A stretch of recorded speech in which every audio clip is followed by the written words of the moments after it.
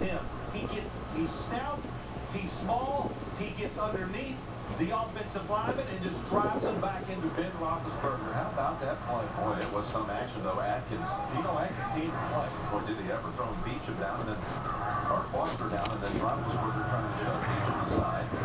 So a field goal would have tied it, but the sack takes him out of range, and the Buffalo punt travels into the end zone for a net of only 17.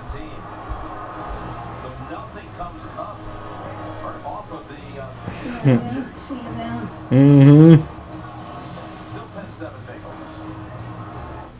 I think he's the one that does the damage. He really hits that thing, man. That's him, because he got that big head. Because at Southwest Airlines, we are built on putting people first. This extends into our communities, where we pride ourselves on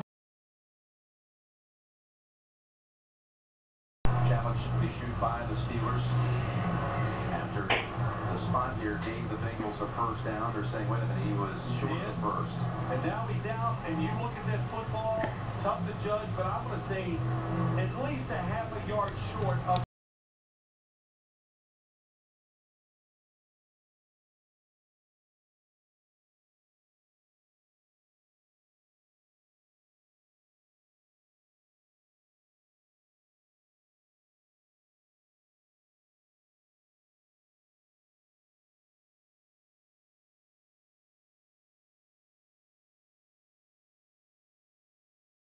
with JB, Dan, Shannon, and Boomer, and Coach Tower comes up right after.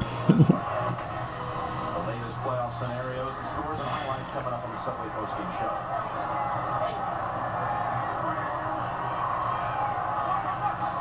Second and 5 with 24 seconds. Roethlisberger on the run, throws, and Oh, shit. They intercepted. Yep. at the 45 of the Steelers. Here's what they do. They're playing the clock. The Bengals are. Look how deep Reggie Nelson and the safeties are. They're not going to let something get behind them. Roethlisberger moves, and he sees Mike Wallace. Here he comes. He sees that Reggie Nelson reacts, and it had to be a perfect throw, and it was not. Good job by the Bengals on the offense, on the defensive side, playing the situation correctly. Let me just go back to the last